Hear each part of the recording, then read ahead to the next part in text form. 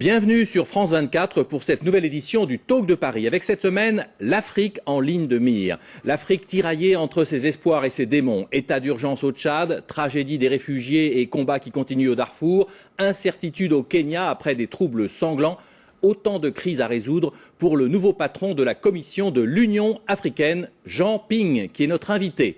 C'est l'une des grandes figures de la diplomatie africaine. Il est gabonais, on le surnomme Mao, en raison de ses origines chinoises. Il est très proche du président Omar Bongo. C'est un homme du sérail, ancien président de l'OPEP, qui a fait ses études à Paris, à la Sorbonne. C'est aussi l'ancien président de l'Assemblée générale des Nations unies, ancien ministre des Affaires étrangères du Gabon. Son élection à la tête de l'Union africaine est une victoire pour le président Bongo. Il est présenté comme l'homme de la France, entre guillemets. Et il va devoir réformer l'Union africaine.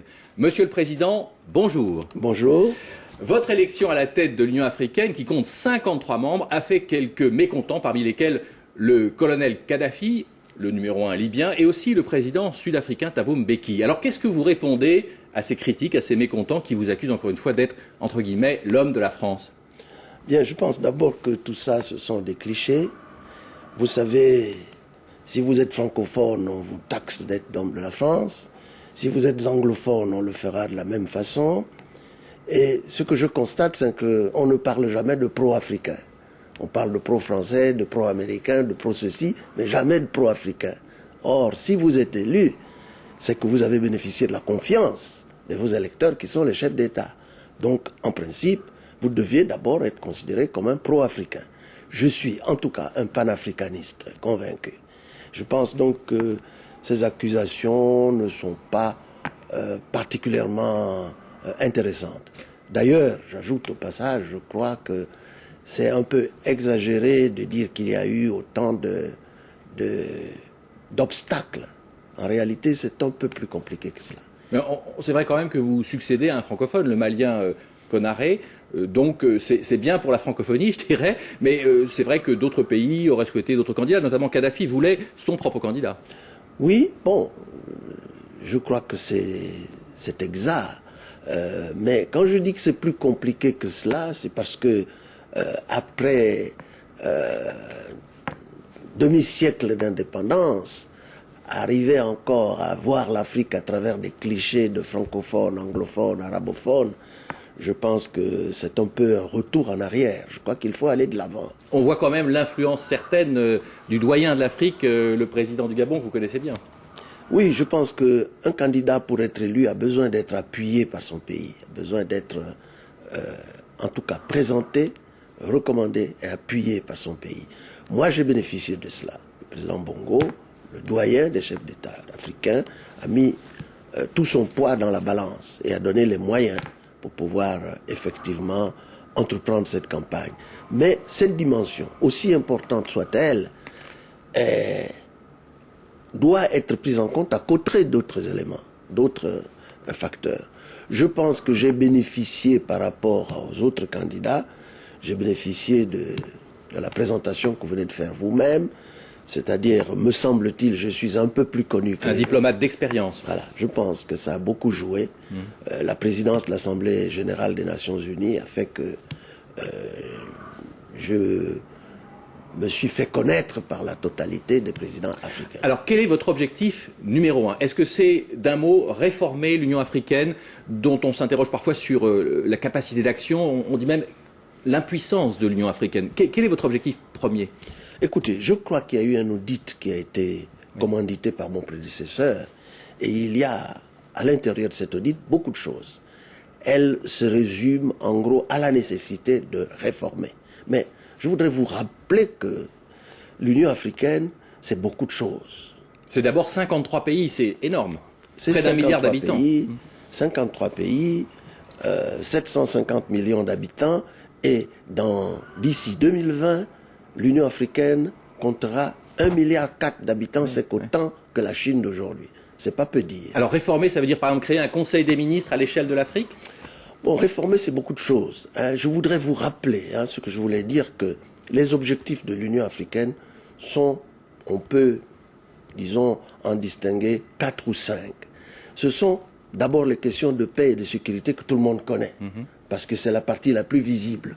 Et on va parler du Tchad tout à l'heure. Voilà, Oui. on voit nos casques verts au Soudan, on voit les troupes en Somalie, les troupes africaines, à côté des casques bleus de l'ONU. On voit nos émissaires au Kenya, Kofi Annan est là, émissaire de l'Union africaine, Il va réussir. médiateur de l'Union africaine. J'en suis convaincu, il faut qu'il réussisse. C'est un impératif. Ensuite, cette partie-là qui est paix et sécurité. Mais nous avons les questions de développement. L'objectif, un des grands objectifs, c'est les questions de développement.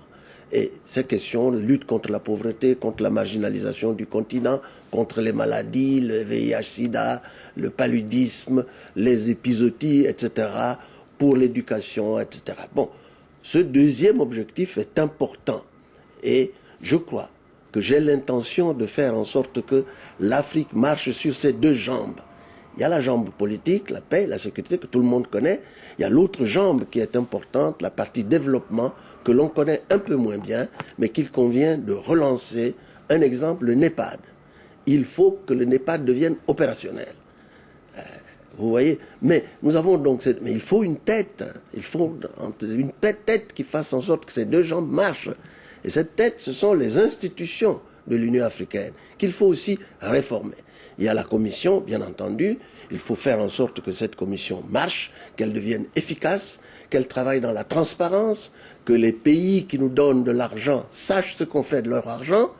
C'est la nécessité de rendre compte. Il y a d'autres objectifs.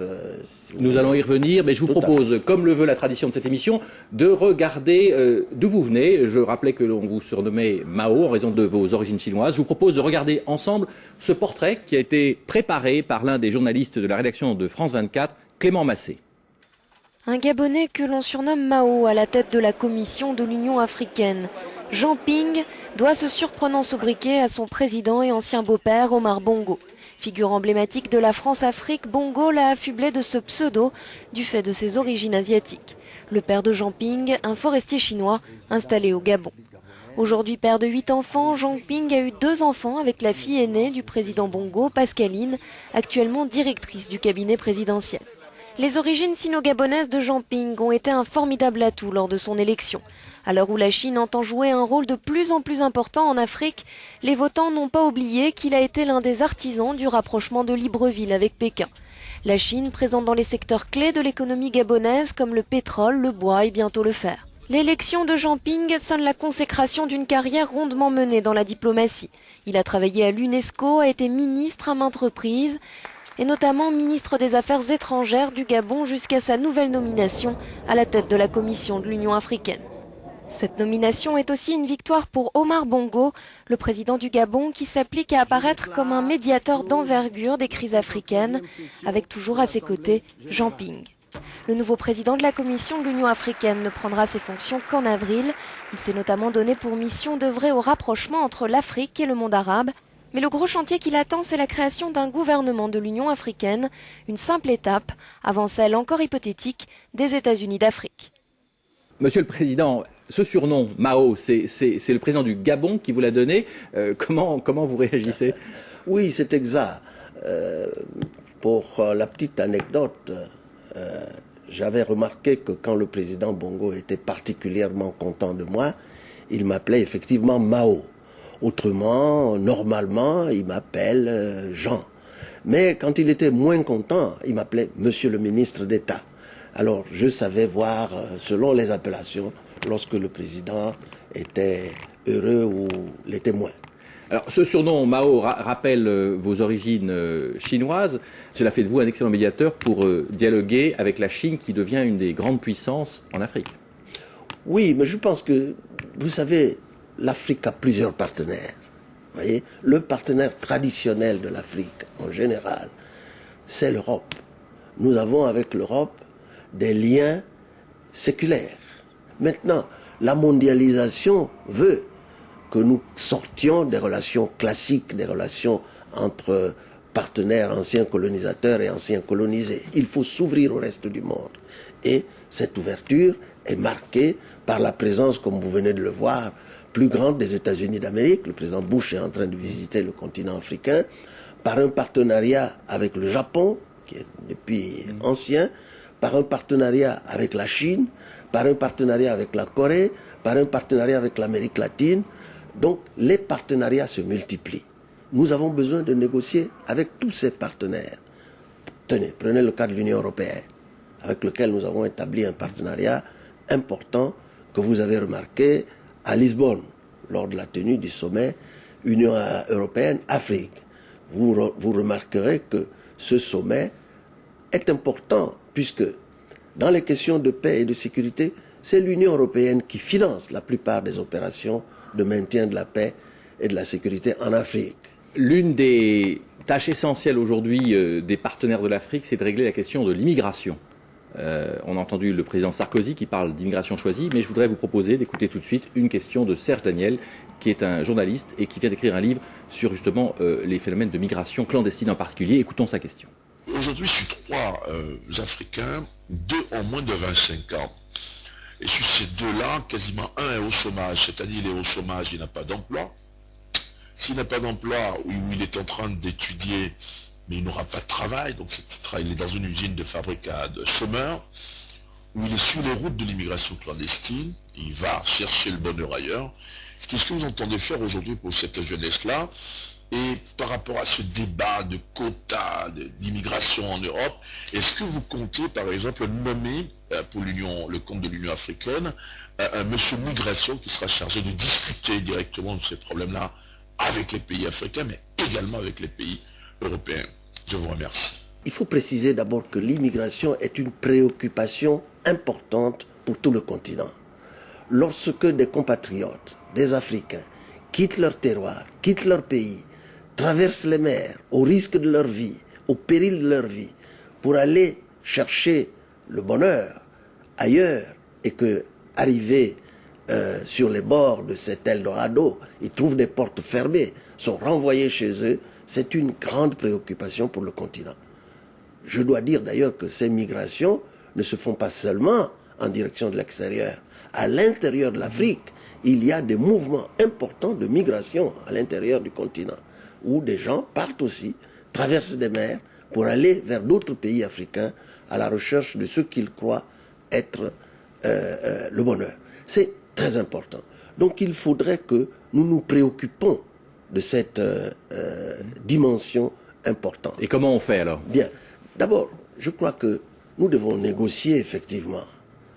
Lorsque la mondialisation, on nous dit, parlant de la mondialisation, que les capitaux doivent circuler librement, que les marchandises doivent circuler librement, mais que les hommes, qui sont un des facteurs importants de production, eux, ne doivent pas circuler librement, il y a quand même problème.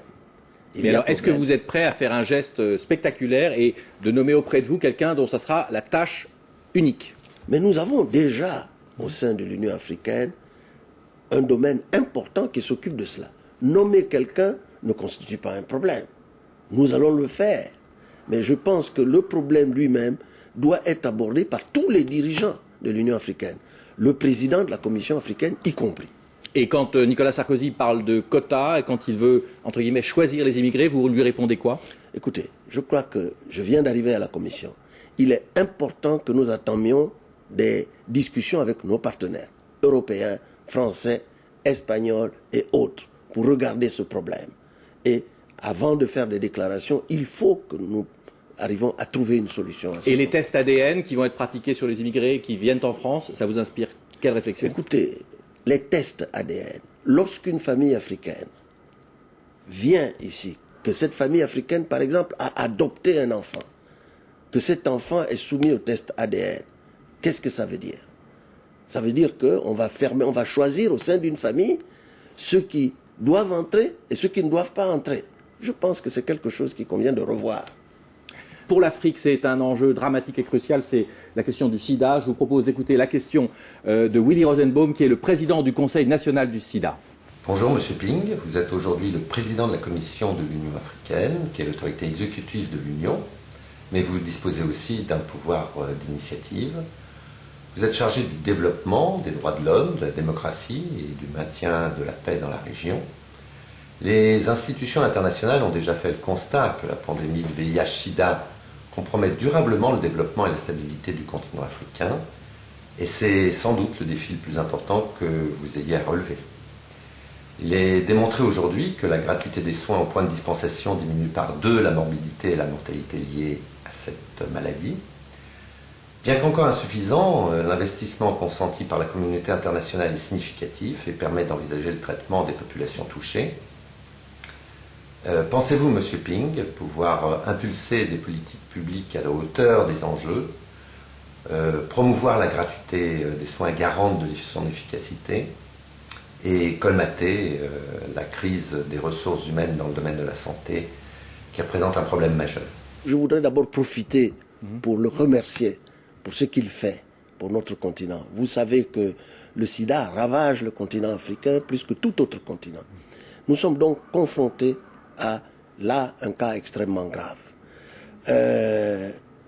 Il nous faut, à tout prix, prendre toutes les dispositions nécessaires pour enrayer cette maladie et réaliser l'un des objectifs du développement du millénaire des Nations Unies, qui est de faire en sorte que la tendance haussière s'incurve pour qu'on aille vers une tendance baissière d'ici l'an 2015. C'est un des objectifs importants de l'Afrique. Il faut réduire le coût des médicaments, ce qu'on a déjà pu réaliser. Il faut aller vers la gratuité des soins. C'est tout à fait, j'allais dire, élémentaire. Il faut y parvenir. Et nous concentrons une attention particulière sur l'Union africaine, sur les grandes pandémies, le VIH-Sida, sur les épidémies, le paludisme, et aussi sur les épizooties comme la grippe aviaire. Les questions de santé qui sont aujourd'hui des questions qu'on ne peut plus régler, qu'un État seul ne peut plus régler. Merci Monsieur le Président. Nous arrivons au terme de la première partie de cette émission. Je vous propose de regarder ensemble le journal de France 24 et nous nous retrouvons dans quelques minutes, notamment pour parler de la question fort délicate et cruciale du Tchad.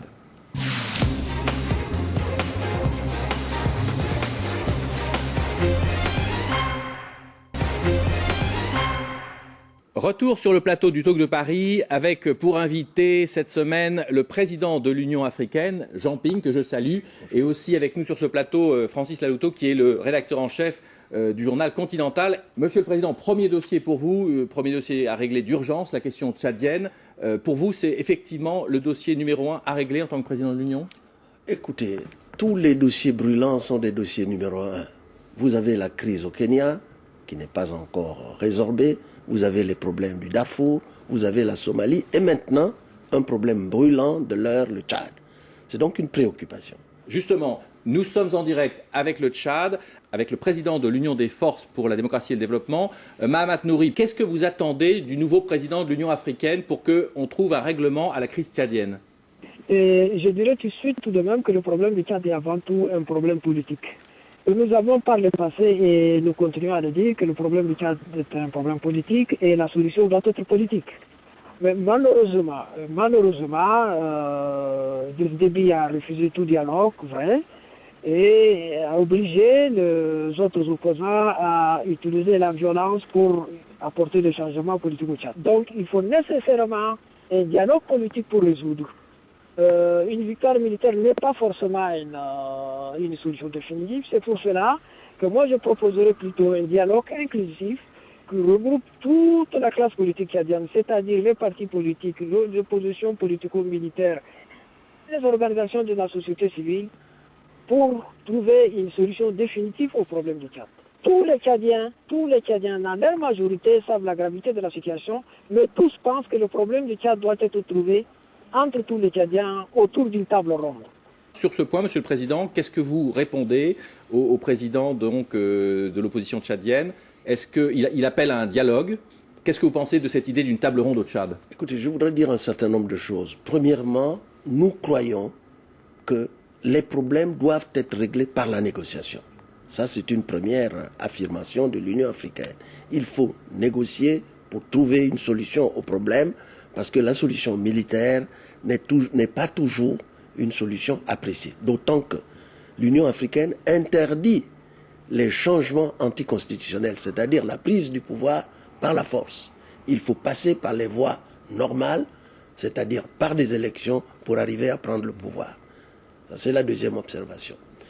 La troisième observation est que la négociation, nous ne l'avons jamais abandonnée. Lorsque nos troupes interviennent sur le terrain, comme c'est le cas au Soudan, au Darfour, nous avons des casques verts qui sont au Darfour. Ils interviennent pour sécuriser la situation au Darfour, mais en même temps, forcément, la négociation est en cours et nous avons des éléments qui sont là pour ça. Donc, sur ce point-là, je crois qu'il faut être clair. Et sur la table ronde, alors? Sur la table ronde, le problème, pour organiser une table ronde, il faut que les deux parties se mettent d'accord. Il faut que les deux parties se mettent d'accord. Et l'une des parties nous dit, nous avons déjà fait à plusieurs reprises des tables rondes, c'est-à-dire ce qu'on appelait avant les conférences nationales, ont été organisées par-ci, par-là, et que la table ronde n'est pas forcément le meilleur moyen d'aboutir à une négociation. Ça, c'est le président Déby qui vous dit ça. C'est le président Déby qui dit ça. De l'autre côté, nous savons déjà que ce que vient de dire M. Mahamat Nouri a été dit également par Goukouni Wedei lorsqu'il est venu à Libreville qu'il faut organiser un forum. Il a appelé ça sous un autre nom. Alors aujourd'hui, vous, comme président de l'Union africaine, vous dites quoi? Il faut une table ronde ou pas? Nous disons simplement que pour l'engager, il faut que les deux parties soient d'accord. L'essentiel, c'est d'engager une négociation. Qu'elle prenne la forme d'une table ronde ou de toute autre forme. N'oubliez quand même pas que cette négociation a été tentée par M. Nouri lui-même. Donc toutes les parties au conflit ont été associées d'une manière ou d'une autre à la négociation. Maintenant, la négociation qui est demandée là, je l'entends maintenant, est une négociation dite inclusive et concernant toutes les parties. Ça a été fait dans d'autres pays. Il faut simplement que les deux parties se mettent d'accord. Alors, M. Nouri, votre réponse au président Ping? Évidemment, pour ce qui concerne les accords, soi-disant signés par le gouvernement de N'Djamena, ont été toujours des accords partiaux qui ne résolvaient pas le problème du Tchad. J'avais dit à son temps que ces accords qui sont partiels ne pourront pas résoudre le problème du Tchad. Et l'histoire nous a démontré que ces accords, ces ententes avec Idriss Déby n'aboutissent à rien. Ce que nous nous proposons actuellement, une table ronde inclusive. Et celle-là, il regroupe l'ensemble de la classe politique tchadienne. Si vous persistez dans la lutte armée, s'il n'y a pas d'autre solution, selon vous, est-ce que vous risquez d'affronter directement les forces françaises et les troupes de l'EUFOR qui se mettent en place au Tchad? Je rappelle toujours ce que nous avons dit toujours, que nous n'avons rien contre les troupes européennes qui viennent assurer la sécurité des personnes déplacées. Nous n'avons rien contre les troupes françaises. Nous n'avons rien contre les intérêts français. Mais s'il arrive que la France prend cause et faite pour Idriss Déby, pour défendre ces régimes corrompus, évidemment, les Tchadiens seront obligés d'affronter les troupes françaises, quelle que soit leur faiblesse. Alors, c'est très clair, je crois, Monsieur le Président Ping, on voit qu'il y a actuellement une impossibilité de dialogue et il y a toujours donc cette menace de combat au Tchad. Comment vous réagissez et qu'est-ce que vous allez faire pour sortir de cette crise? D'abord, il ne faut pas dire qu'il y a une impossibilité de dialogue. Ils ne veulent pas s'entendre, ils ne veulent pas parler ensemble. Non, attendez. Le dialogue s'impose nécessairement. Même après une guerre, forcément, il faut négocier. Même si vous avez gagné, il faut quand même la réconciliation nationale à l'intérieur. Donc le dialogue, il est impératif. Nous entendons bien que le format demandé peut ne pas être accepté par l'autre partie. Mais on peut quand même instaurer un dialogue, même s'il n'épouse pas forcément le format demandé par l'une des parties. De toute façon, il faut négocier.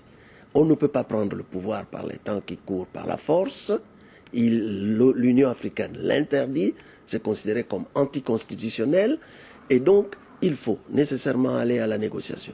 Nous allons nous y employer. On va s'employer pour que la négociation ait lieu. Est-ce que vous allez faire pression sur Idriss Déby pour qu'il participe à une table ronde à nouveau? Non. Vous savez, il ne s'agit pas de faire pression. Ou l'amener au dialogue. Il s'agit de faire en sorte que le dialogue ait lieu. N'oubliez pas que la Commission de l'Union africaine a déjà décidé a déjà nommé le guide libyen et le président Sassou comme négociateurs dans cette affaire-là. Ça a été décidé au récent sommet de l'Union africaine. Donc, ces deux-là qui sont mandatés par l'Union africaine doivent amener les protagonistes à négocier. Francis Leloupo. En tout cas, à arrêter les violences. Monsieur le Président, c'est un cas de figure très compliqué pour l'Union africaine, parce qu'on a d'un côté des rebelles armés qu'il faut arriver certainement à ramener la raison, et de l'autre côté, on a quand même un régime qui n'est pas un modèle en matière de vertu démocratique. Alors, dans ce cas-là, quelle est la philosophie que peut mobiliser en quelque sorte l'UA sur le terrain? Alors, en creux, je veux dire, la question, c'est de savoir, au fond, quelles sont les difficultés, comment allez-vous résoudre les difficultés de l'UA quand il s'agit de résolution de conflits, qui est quand même une des missions cardinales de l'Union africaine. On a vu le cas au Libéria, en Sierra Leone, au Kenya, on a vu l'impuissance de l'Union africaine. Aujourd'hui, on voit, je dirais, vis-à-vis du Tchad, une certaine prudence. Finalement, on a le sentiment que le bilan n'est pas très brillant en matière de résolution des conflits.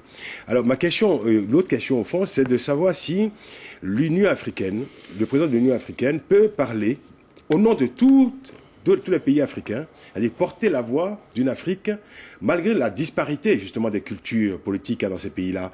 Parce que c'est évident qu'au Tchad, il y a un déni de démocratie au quotidien. On a déjà vu des dialogues au Tchad qui n'ont abouti à rien et qui, au fond, n'ont fait qu'installer ou confirmer un état de guerre récurrent.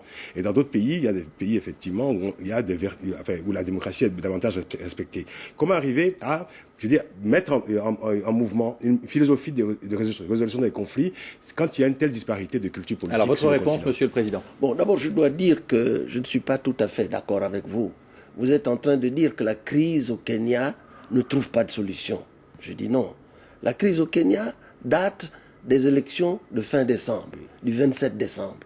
Immédiatement, l'Union africaine a dépêché son président au Kenya, John Kufuor, qui était à l'époque le président de l'Union africaine. Il est allé au Kenya et l'objectif était de faire baisser la tension et d'arrêter les violences. Puis, il a laissé sur place une commission conduite par Kofi Annan, dont l'objectif était le même, arriver à trouver une solution politique pour arrêter en tout cas les violences. Vous ne pouvez pas dire que c'est un échec, puisque on nous a annoncé récemment qu'un accord avait été trouvé, qu'un accord avait même été signé, même si certaines parties ont mis en doute cet accord, un accord a été signé. Et sur le fond, alors, comment résoudre les conflits? Quelle est votre philosophie? Écoutez, les conflits sont résolus. L'Afrique, en 1996, comptait 14 pays en conflit. Souvenez-vous quand même de l'Angola, souvenez-vous de la RDC, la Première Guerre mondiale, souvenez-vous du Libéria, souvenez-vous de la Sierra Leone, souvenez-vous des guerres Érythrée contre Éthiopie, souvenez-vous des problèmes que rencontraient l'Algérie et l'Égypte en matière de sécurité avec le terrorisme. Aujourd'hui, tous ces conflits ont été résorbés grâce d'abord aux Africains eux-mêmes. Je dis grâce d'abord aux Africains eux-mêmes. Il y a des pays où l'ONU n'a pas mis les pieds, où la crise a été résolue par les Africains tout seuls. Donc votre philosophie, c'est d'abord, entendons-nous, entre Africains. Je dis, l'Afrique intervient immédiatement à chaque fois qu'une crise est enregistrée quelque part. L'ONU arrive parfois 10 ans après. En Côte d'Ivoire, l'ONU est arrivée 10 ans après. Est-ce qu'il y a un droit d'ingérence de l'Union africaine? Bien sûr. L'Union africaine réaffirme 2 principes contradictoires. Le premier, c'est le principe de la non-ingérence dans les affaires intérieures des États. C'est un principe qui est consigné dans la Charte des Nations Unies, que l'Union africaine a repris. Ce principe est un principe connu et reconnu par tous.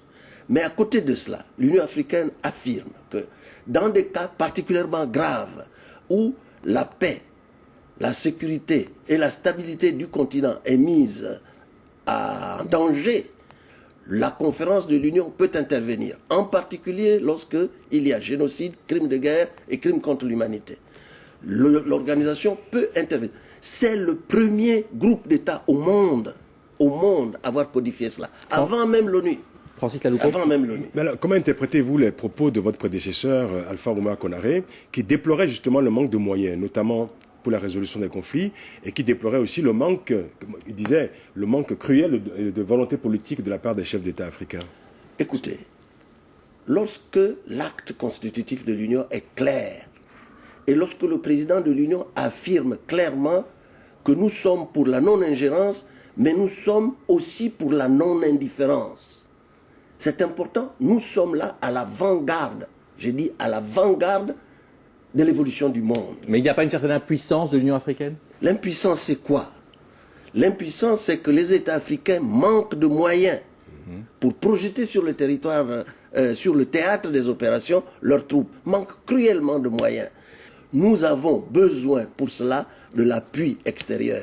Et l'Union européenne, en particulier, a financé une série d'opérations de ce genre lorsque le continent a décidé d'intervenir immédiatement sur le théâtre des opérations, à aider en moyens logistiques, en moyens financiers, en moyens militaires pour projeter cette opération. Alors deux petites questions brèves, Monsieur le Président. Sur le Tchad, l'Union européenne demande la libération des opposants qui ont été enlevés. L'Union africaine, pour l'instant, n'a rien dit. Est-ce que vous demandez leur libération immédiate, comme le demande l'Europe? Mais bien entendu, je crois que c'est un problème élémentaire. C'est le moment de le faire, allez-y. Ben, écoutez, il y a des opposants qui ont été arrêtés. Nous ne connaissons pas les circonstances exactes de ces arrestations. Nous ne savons même pas exactement qui a arrêté ces opposants. Alors qu'est-ce que vous dites à Idriss Déby? Attendez, qui a arrêté ces opposants? Est-ce que ce sont des militaires qui n'étaient pas en harmonie avec leur état-major? Mais nous pensons que les opposants doivent être libérés. Parce que, n'oubliez pas, je vous le disais tout à l'heure. Donc vous condamnez et vous demandez leur libération? Non, nous demandons la libération. Vous comprenez? Il y a des choses qu'il faut quand même mentionner clairement. L'Union africaine s'occupe de paix et de sécurité.